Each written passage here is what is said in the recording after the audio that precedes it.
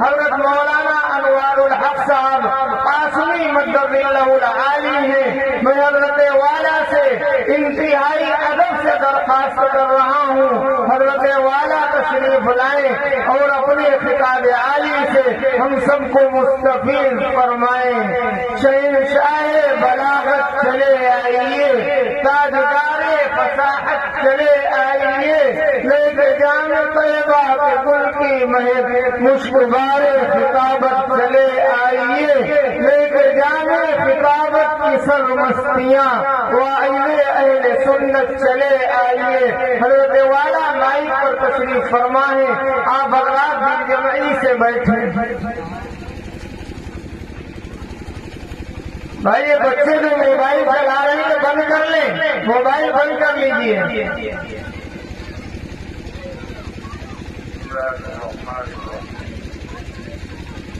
الحمد لله رب العالمين والصلاة والسلام على سيد المرسلين وعلى آله الطاهرين وأصحابه التابعين رب اشرح لي صدري ويسر لي أمري واحلل عقدة من لساني يفقهوا قولي أما بعد فأعوذ بالله من الشيطان الرجيم بسم الله الرحمن الرحيم يا أيها الذين آمنوا اتقوا الله حق تقاته ولا تموتن إلا وأنتم مسلمون صدق الله العظيم۔ محترم حضرات، سامعین کرام، عزیز نوجوانوں اور بزرگوں اور باوقار ماؤں اور بہنوں،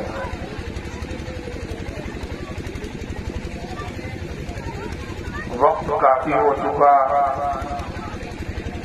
اور ہم سب کے مخدوم، ہم سب کے بڑے حضرت مولانا افضال الرحمان صاحب دامت برکاتہم کا قیمتی بیان بھی آپ نے سماعت کر لیا، اور ابھی ایک دوسرے بڑے عالم بزرگ حضرت مولانا انعام صاحب دامت برکاتہم کا بیان آپ سماعت فرمائیں گے، لہذا زیادہ دیر نہیں، تھوڑی دیر کے لیے میں آپ کے سامنے حاضر ہوا۔ دعا کیجیے اللہ تعالیٰ مختصر سے وقت میں کچھ کام کی اور مفید باتیں عرض کرنے کی توفیق نصیب فرمائے اور ہم سب کو عمل کرنے کی توفیق عطا فرمائے۔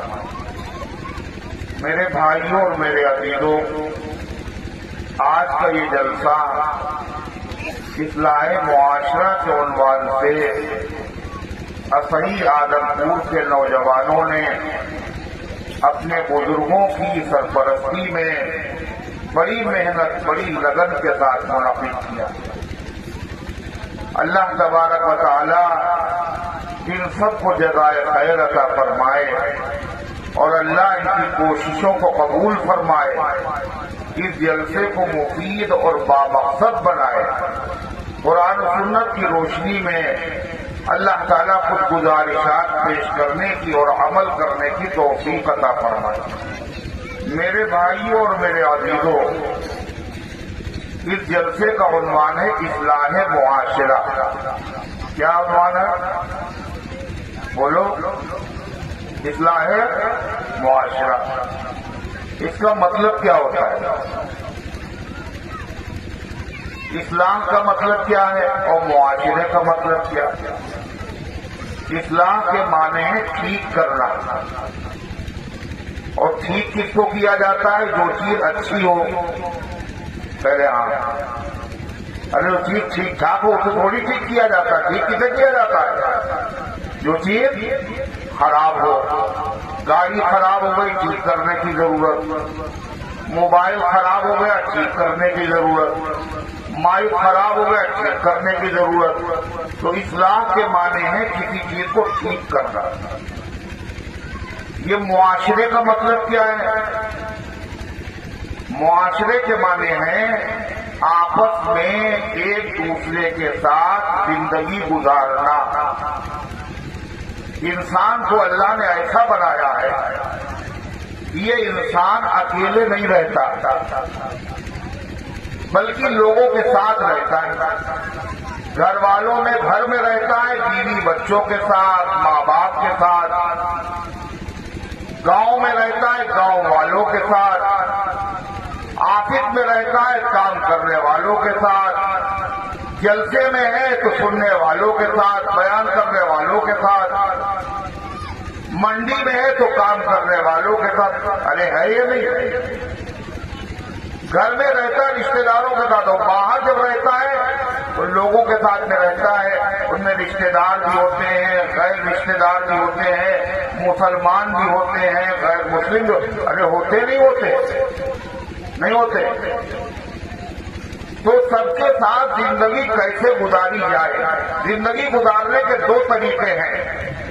ایک طریقہ تو ایسے زندگی گزارو کہ ہر آدمی برا کہے، بڑا خراب آدمی، بہت برا آدمی، بڑا کمینہ ہے، بڑا خود غرض ہے، بڑا مکار ہے، بڑا دھوکے باز ہے. ہر آدمی برا بھلا ہے. یہ ہے برا معاشرہ. اماں بھی برا کہہ رہی ہے، ابا بھی برا کہہ رہے ہیں، بیوی بھی برا کہہ رہی ہے، بچے بھی برا کہہ رہے ہیں، استاد بھی برا کہہ رہا ہے، شاگرد بھی برا کہہ رہے ہیں، پڑوسی بھی برا کہہ رہے ہیں، کسٹمر بھی برا کہہ رہا ہے، قرض دینے والا برا کہہ رہا ہے، مال لینے والا برا کہہ رہا ہے، سب برا کہہ رہا ہے. یہ معاشرہ ہے. مگر اچھا ہے یا برا؟ بولنا نہیں. اچھا معاشرہ ہے برا ہے؟ اچھا ہے برا معاشرہ. دوسرا زندگی گزارنے کا طریقہ کیا ہے؟ ہر آدمی تعریف کرے، ہر آدمی قدر کرے، ہر آدمی احترام کی نگاہ سے دیکھے. کسی کو اس سے شکایت نہ ہو، کسی کو اس کو تکلیف نہ پہنچے، کسی کو اس سے گلا نہ ہو. یہ معاشرہ کون سا ہے؟ اچھا معاشرہ. حسن معاشرہ اسے کہتے ہیں. تو زندگی گزاری جائے ایسے انداز سے کہ حسین بن جائے، خوبصورت بن جائے، کسی کو شکایت نہ ہو، کسی کو تکلیف نہ ہو، سب تعریف کریں، سب قربان ہونے بدی چاہے. ہمارے آقا جناب محمد رسول اللہ صلی اللہ علیہ وسلم کی زندگی کیسی تھی؟ سب تعریف کر رہے ہیں. تو یہ زندگی کیسے گزاری جائے؟ زندگی جس نے دی ہے وہ کون ہے؟ ارے زندگی کس نے دی ہے؟ اسے لگتا روزہ رکھا ہے بولے بھی نہیں. ارے زندگی کس نے دی ہے؟ اللہ کا. تو جس نے یہ زندگی دی ہے اس نے زندگی گزارنے کا طریقہ بھی بتایا. جب آپ کوئی مشین خریدتے ہیں تو ساتھ میں آپ کو گائیڈ بک دی جاتی ہے، اس کے چلانے کا طریقہ یہ ہے. اللہ نے زندگی دی تو زندگی گزارنے کا طریقہ بھی بتایا. اس کے لیے باقاعدہ کتاب نازل فرمائی، اس کا نام ہے قرآن کریم. یہ دستور زندگی ہے، دستور حیات ہے.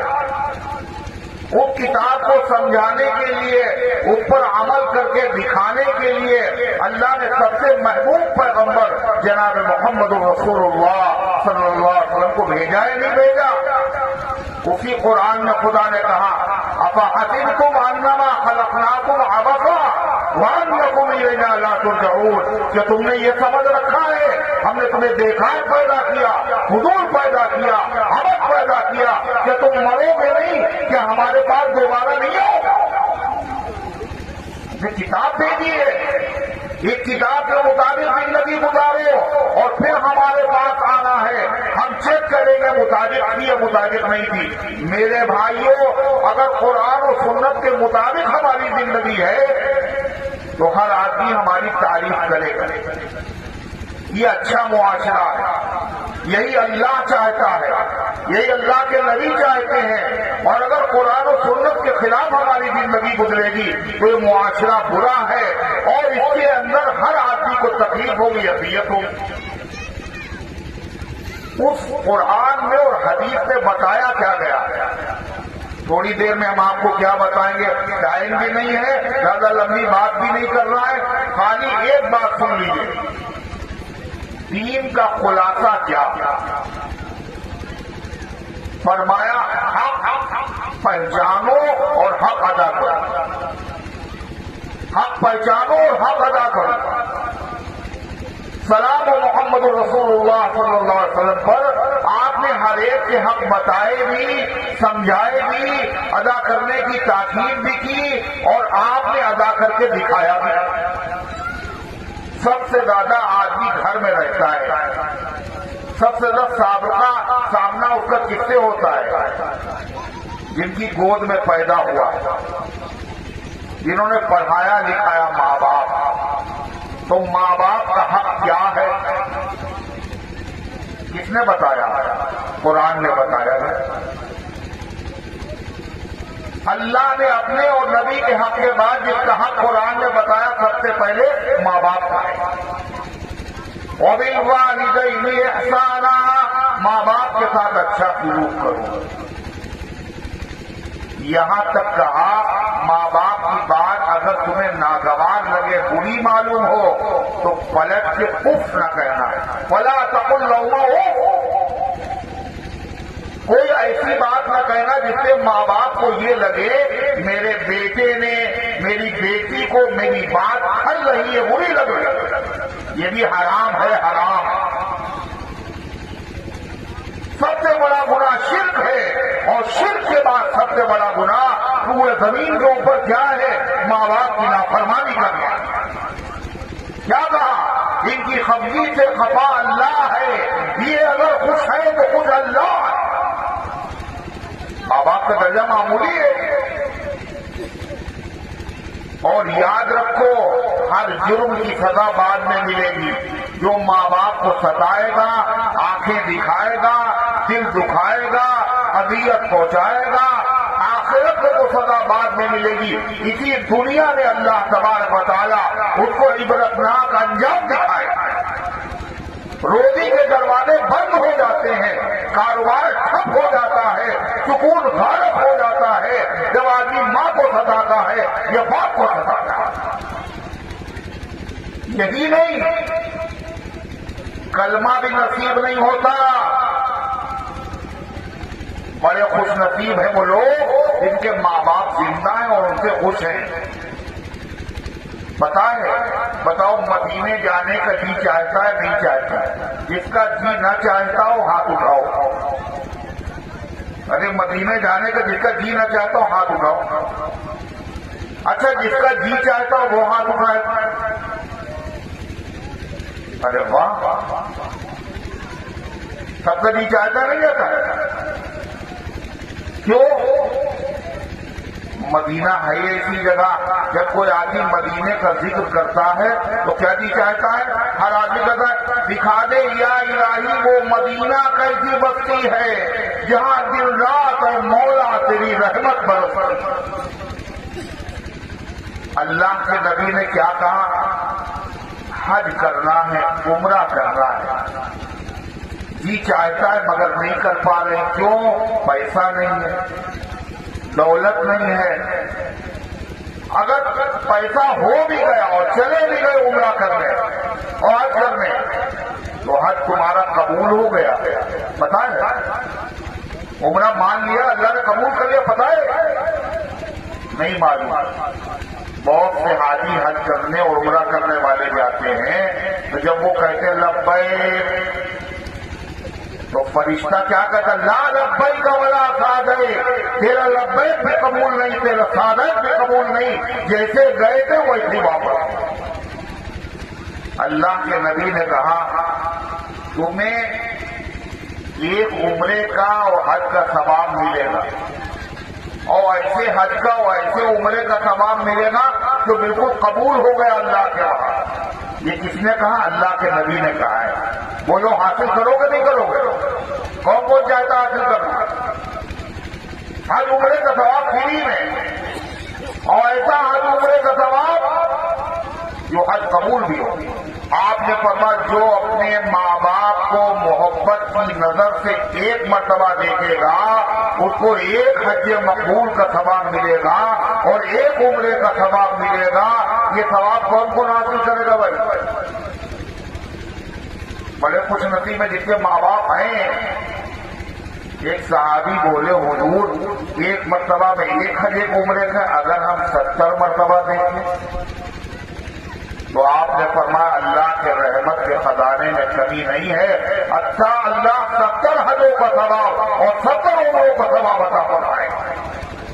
تو لہذا جن کے ماں باپ موجود ہیں میرے بھائیوں اور عزیزوں اور بزرگوں وہ لوگ خوش نصیب ہیں نہیں ہیں؟ بولو ارے ہیں. کیا جتنے عمرے کا ثواب حاصل کرو حج کا ثواب حاصل کرو مگر اصلی عمرہ بھی کرنا. عمرہ تو سنت ہے فرض واجب نہیں مگر زندگی میں ایک مرتبہ حج کرنا ضروری ہے جب اللہ اس لائق بنا دے. لیکن ماں باپ سوچیے تو ہر آدمی نہیں جا سکتا. امیر غریب بیوہ یتیم بیوہ یہی بیٹھ کر کے عمرے کا ثواب حج کا ثواب مل رہا ہے. اگر پھر بھی کوئی آدمی ماں باپ کو سزائے اور ان کو خوش نہ رکھے اور محبت کی نگاہوں سے نہ دیکھے اس سے بڑا کوئی بد نصیب نہیں ہے. خزانہ لوٹ رہا ہے اور وہ خالی ہاتھ. تہجد پڑھ رہا ہے اشراق پڑھ رہا ہے اوابین پڑھ رہا ہے صدقہ کر رہا ہے خیرات کر رہا ہے دین کا کام کر رہا ہے مگر ماں خفا ہے اور باپ خفا ہے. سوچئے اس کے نتیجے میں جب ماں باپ خفا ہے تو اللہ بھی خفا ہے. ان کی ناراضگی میں اللہ کی ناراضگی ان کی خفگی میں اللہ کی خفگی ہے.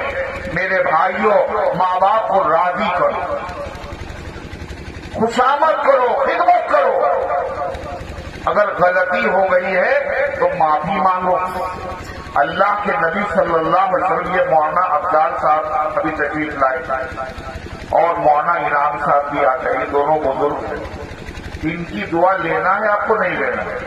ارے بولو یہ دعا اگر دیں گے تو قبول ہوگی نہیں ہوگی؟ مولانا ابراہیم صاحب رحمۃ اللہ علیہ اگر دعا دیتے تو قبول ہوتی نہیں ہوتی؟ مولانا علی میاں بڑے پیر صاحب جنید بغدادی ان کی دعا قبول ہوگی نہیں ہوگی؟ اچھا اللہ کے نبی کی دعا قبول ہوگی نہیں ہوگی؟ حضور صلی اللہ علیہ وسلم کی بددعا یہ بھی قبول اور دعا بھی قبول. بتاؤ دعا لینا چاہتے ہو یا بددعا؟ اگر نبی نے دعا دے دی تو آباد ہو جائے اور بددعا دے دی تو برباد ہو جائے. دعا کیا ہے نبی کی سنو. کون کو دعا لینا چاہتا ہے ہاتھ اٹھاؤ. نبی کی دعا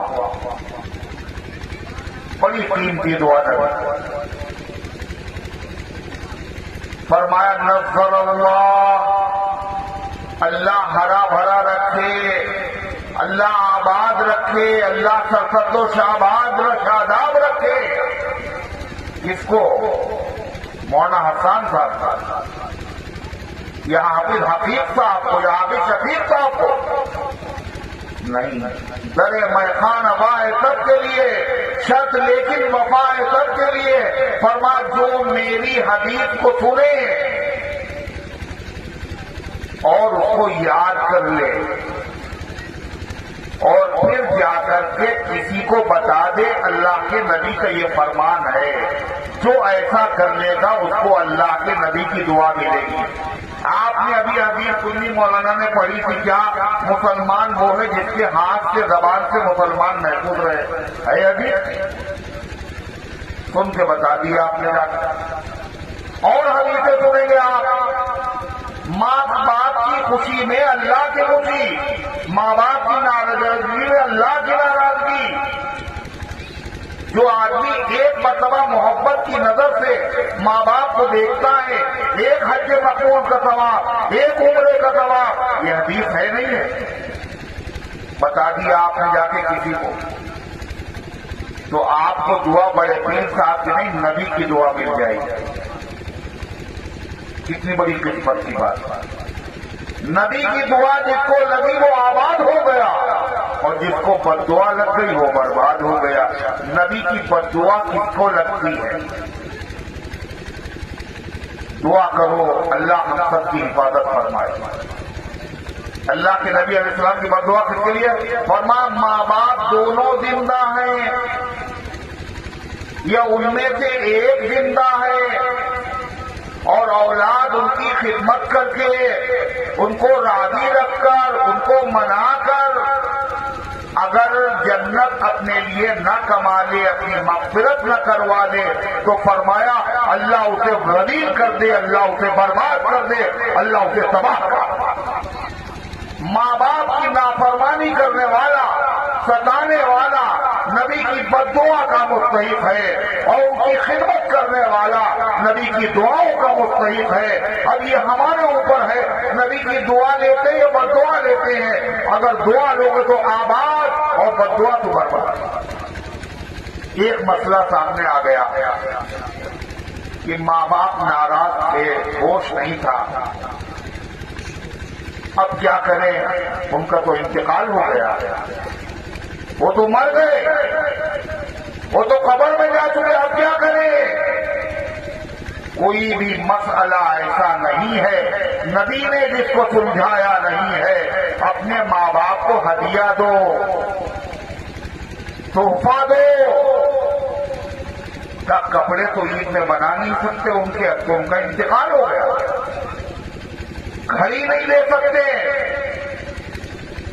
موبائل نہیں دے سکتے. کہا سب سے قیمتی تحفہ دو، ان کے لیے اس سے قیمتی تحفہ کوئی بھی نہیں ہے. اور وہ تحفہ کیا ہے؟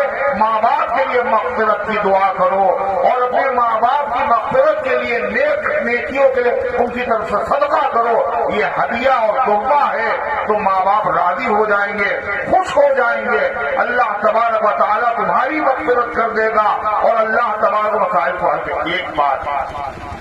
دوسری بات، ماں باپ کا حق ادا کرو گے تو ماں باپ کو تم سے محبت ہوگی یا نفرت؟ ارے بولو، محبت ہوگی نا. اور اگر حق نہیں ادا کرو گے تو نفرت ہوگی. اصلاح معاشرے کا مطلب کیا ہے؟ ایسے زندگی گزارو لوگ محبت کرنے پر مجبور ہو جائیں اور ماں باپ کہیں میرا بیٹا اتنا اچھا ہے، اللہ کرے سب کے بیٹے ایسے. اور دوسری بات،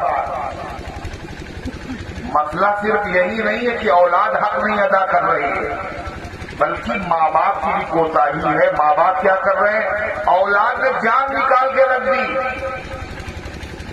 کپڑے بھی بنا رہے ہیں، خدمت بھی کر رہے ہیں، مگر ابا ہیں ٹوٹی چپل پہنے ہوئے اور پھٹے کپڑے پہنے ہوئے اور باہر جا رہے. لوگ کہہ رہے ہیں ان کے لڑکے ان کا خیال نہیں کرتے. ایک مرتبہ نہیں کہتے میرے بچے بہت اچھے میرا خیال کرتے ہیں، ایک مرتبہ دعا بھی نہیں دیتے اللہ تمہیں سلامت رکھے، اللہ تمہیں عافیت عطا فرمائے، اللہ خود یہ اولاد کا حق ہے. سلام ہو محمد رسول اللہ صلی اللہ علیہ وسلم پر. آپ نے جس کی ذرا سی بھی خدمت کر دی، جس نے آپ کی، اللہ کے نبی نے اس کا بدلہ ضرور دیا ہے اور کم سے کم اللہ کے نبی علیہ السلام نے اس کو دعائیں ضرور دی. دعائیں ضرور ہوتا ہے. یہی حال کیا ہے؟ بیوی کا حق، بیوی کے ساتھ آدمی رہتا ہے، بیوی کا حق ادا کرو گے تو بیوی محبت کرے گی اور شوہر اگر بیوی حق ادا کرے گی تو شوہر محبت کرے گا. ایک دوسرے کا حق ادا کرو. مگر آدمی زندگی پر تو اچھا یہ بتائیے جو آپ کو کھانا ملتا ہے ٹائم پر اور کپڑے آپ کو دھلے دھلائے ملتے ہیں اور آپ کے گھر کی حفاظت ہوتی ہے اور بچوں کی حفاظت ہوتی ہے اور یہ سارے کام ہو رہے ہیں، یہ کون کر رہا ہے گھر پہ؟ کون کر رہا ہے؟ بیگم کر رہی ہیں نا، کر رہی ہے نا. ان کا کچھ حق ہے تمہارے اوپر؟ نہیں. کہو تو نوکر ہے، خادم ہے. اللہ کے بندو، بیوی کا حق پامال مت کرو.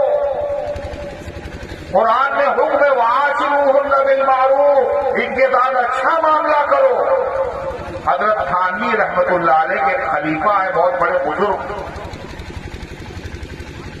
ان کا انتقال ان کا بھی ہو گیا، ڈاکٹر عبدالحی رحمت اللہ علیہ۔ ایک مرتبہ ان کے ایک مرید نے دعوت دی تو چلے گئے دعوت میں۔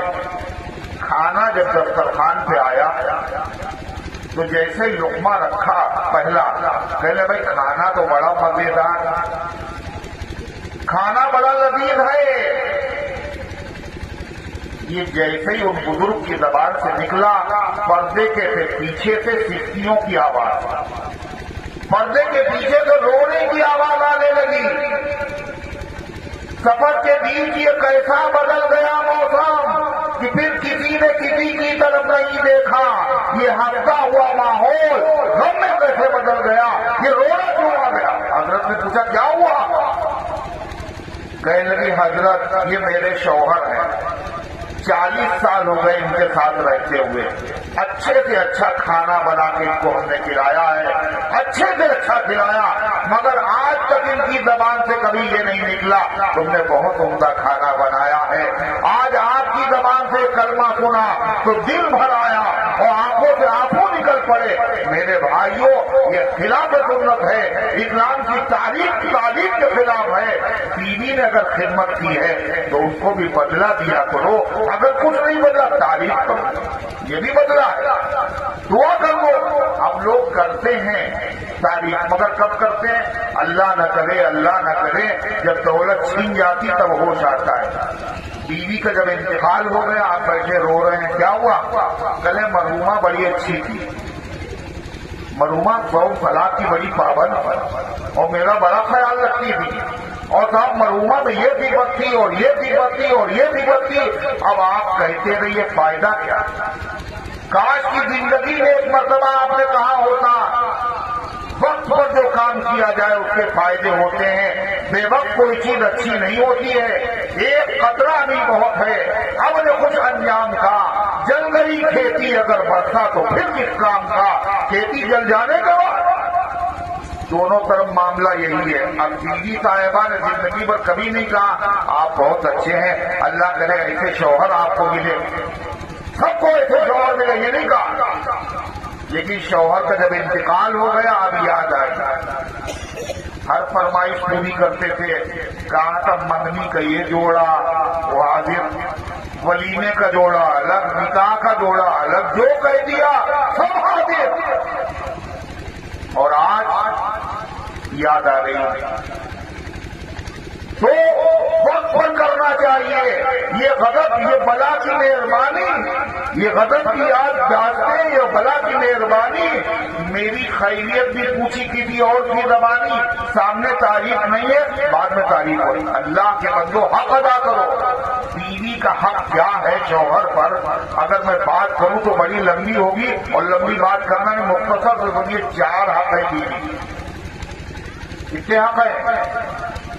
بہت سے ایسے ہیں جن کی بیویاں ہیں، بہت سے ایسے جن کی بیویاں ہوں گی، شادی کریں گے۔ سب سے پہلا حق کیا ہے؟ بیوی کا پہلا حق کیا ہے؟ مہر۔ مہر یہ بیوی کا حق ہے۔ نکاح کرنا سنت ہے اور نقد مہر ادا کرنا بھی سنت ہے۔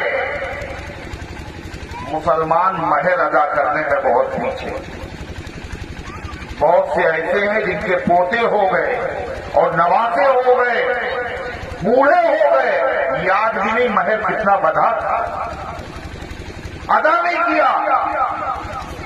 جو آدمی مہر دے سکتا اور نہیں دیتا وہ ظالم ہے، اور جس رشتے کی ابتدا ظلم سے ہوگی اس میں برکت نہیں ہوگی۔ اگر مہر نہیں دیا اور مر گئے تب کیا مسئلہ ہے؟ پوچھیے علماء سے۔ جائیداد بعد میں بٹے گی،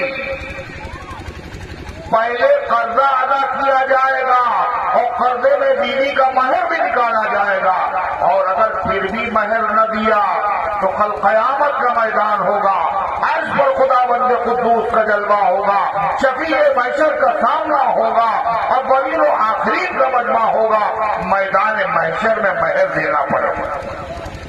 اور بیوی کیا کہے گی؟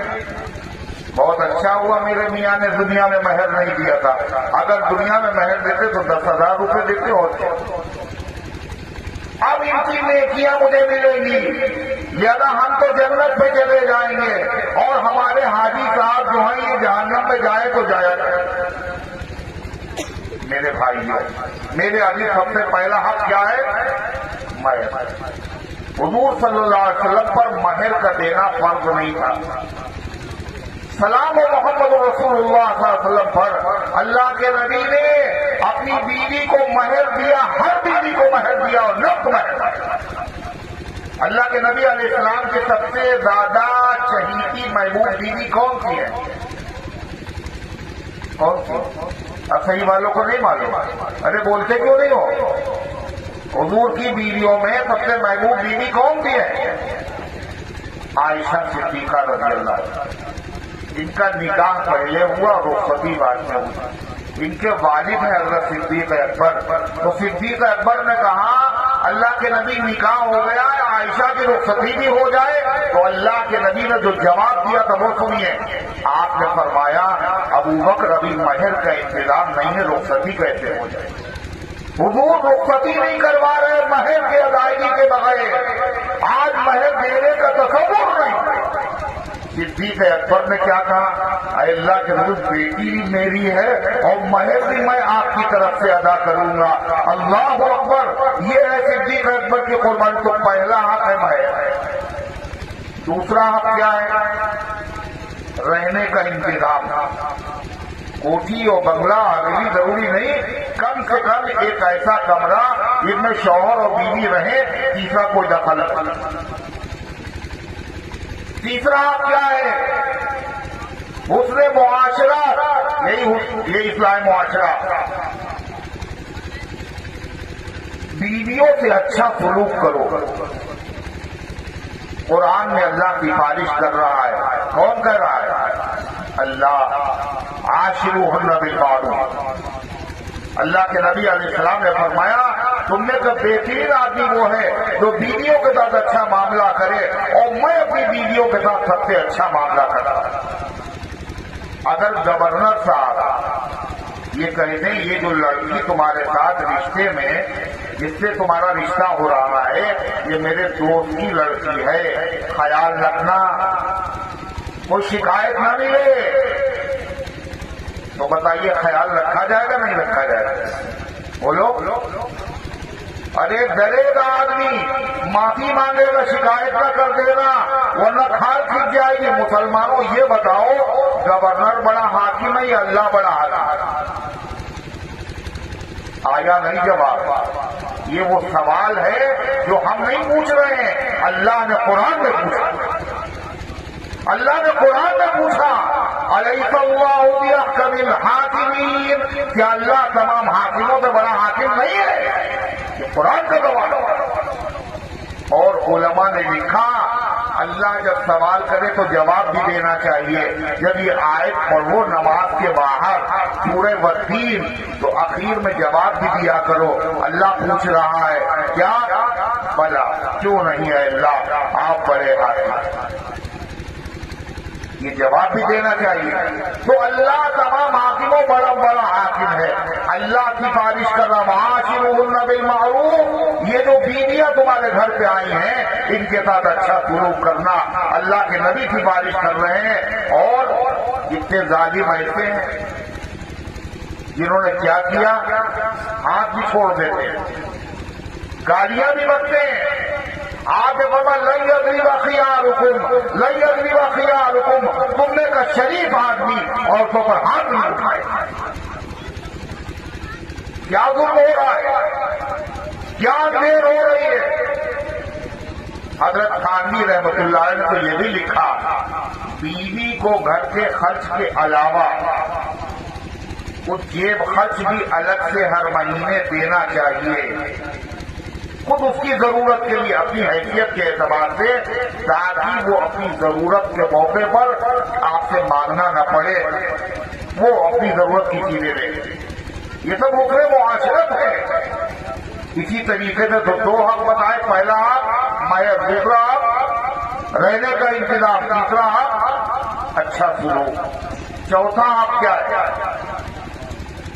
حلال کیا ہے، حرام کیا، جائز کیا ہے، ناجائز کیا۔ دین کے ضروری مسائل اگر بیوی نہیں جانتی ہے تو شوہر کی ذمہ داری ہے بیوی کو دین کے مسئلے بتائے، دینی محفلوں میں لے جائے، علماء سے مسائل پوچھ کر بتائے، یہ شوہر کی ذمہ داری ہے۔ جیسے ایک مسئلہ، عورتیں اپنے ناخن پر کیا لگاتی ہیں؟ ارے کچھ لگاتی ہیں، نیل پالش، ناخنی، یہ واٹر پروف ہوتی ہے، اس پر پانی کا اثر نہیں ہوتا۔ اگر وضو کریں گی تو وضو نہیں ہوگا، نہائیں گی تو غسل نہیں ہوگا۔ قرآن چھونا صحیح نہیں، نماز نہیں ہوگی، رمضان گزر گیا، اگر مر گئی، اگر کھرچا نہیں گیا تو نہلانا بھی صحیح نہیں ہوگا جب تک کہ وہ صاف نہ ہو جائے۔ ایک مسئلہ نہیں، ایسے نہ معلوم کتنے مسئلے ہیں جن کو جاننے کی ضرورت ہے یا نہیں ہے۔ یہ بیوی کا حق ہے، شوہر کی ذمہ داری ہے ان مسائل سے بیوی کو آگاہ کرے، دین کی محفلوں میں لے جائے۔ اور اگر ایسا نہیں کیا تو جیسے عید کی نماز واجب ہے ویسے یہ حق ہے۔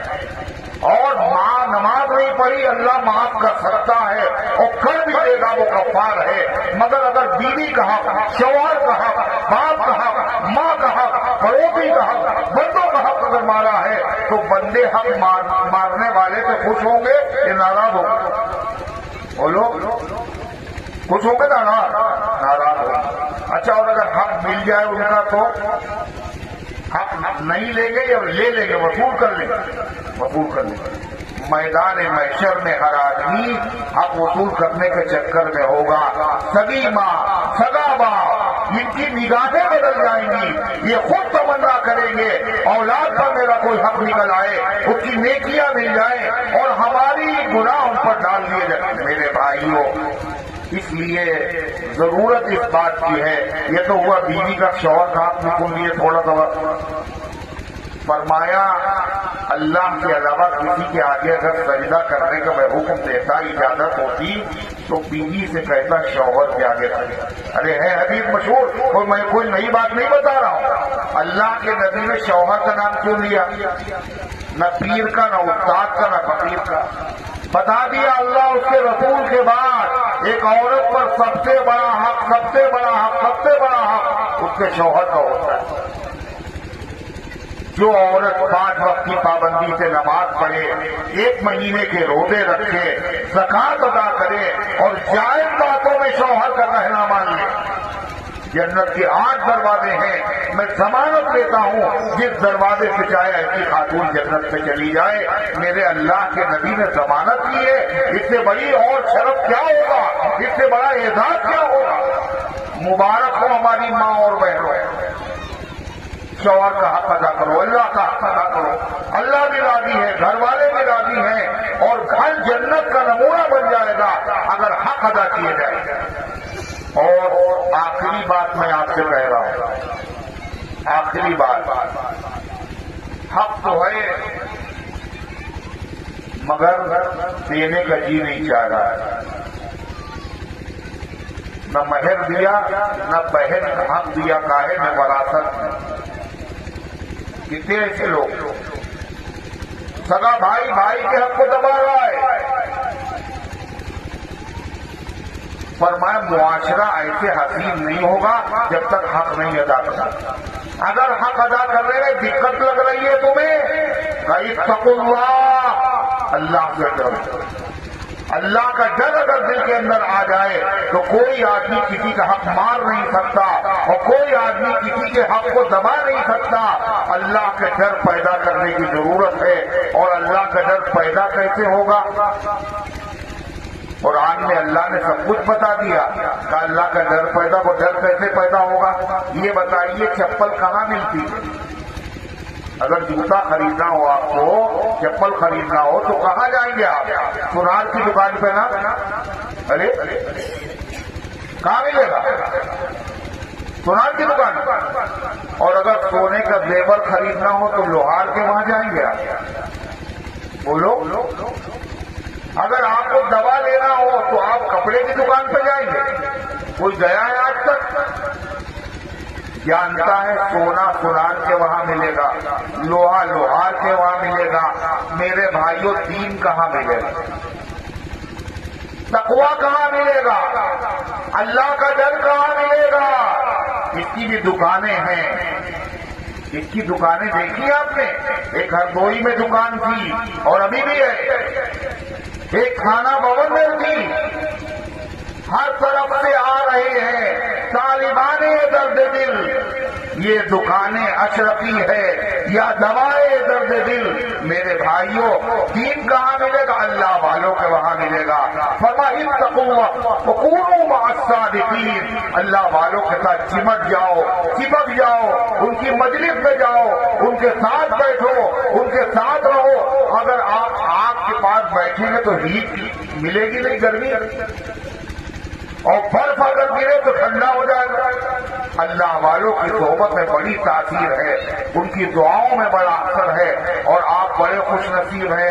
اصحی آدم پور وہ جگہ ہے، ابھی مولانا افضل الرحمان صاحب بتا رہے تھے، یہاں حضرت مولانا ابرار الحق صاحب رحمۃ اللہ علیہ کے استاد مفتی اعظم حضرت مفتی محمود الحسن صاحب کو گوجی آئے، وہی وہ سننا ہے، بڑے بڑے علماء آئے ہیں اور آپ کے قریب۔ اور یہ ہردوئی روڈ جو ہے، لکھنؤ سے ہردوئی روڈ، اتنے مدرسے اس روڈ پہ ہیں، اتنے کسی روڈ پہ، کیوں؟ حضرت رہتے تھے یہاں، اور حضرت کے وہاں ملنے کے لیے پورے عالم سے لوگ آتے تھے ہردوئی۔ کتنے علماء گزرے ہیں ادھر سے۔ یہ راستہ مبارک، یہ سڑکیں مبارک، اس کا فیض جاری ہوا ہے آپ سے کتنا قریب۔ لہذا کبھی کبھی بزرگوں کی خدمت میں جانا چاہیے، صرف پانی پڑھوانے کے لیے نہیں، بلکہ باقاعدہ ان کو دیکھنا عبادت ہے، ان کی صحبت میں بیٹھنا عبادت ہے، اور اس سے بڑا فائدہ ہوگا۔ میں نے قرآن کریم کی جو آیت پڑھی تھی، اللہ تبارک و تعالیٰ فرماتا ہے، اے ایمان والو اللہ سے ڈرو جیسا کہ ڈرنے کہا، اور جان نہ دینا مگر مسلمان ہونے کی حالت میں۔ اگر اللہ سے ڈرتے رہے تو اسلامی تعلیمات پر عمل کرتے رہو گے، اور جیسے عمل زندگی گزارو گے ایسے ہی موت بھی آئے گی۔ اللہ تبارک و تعالیٰ ان گزارشات کو قبول فرمائے، عمل کرنے کی توفیق عطا فرمائے۔ وآخر دعوانا الحمدللہ رب العالمین۔ ہم انتہائی شکر گزار ہیں حضرت والا کے کہ بہت قیمتی اور مفید خطاب سے ہم سب کو مستفید فرمایا۔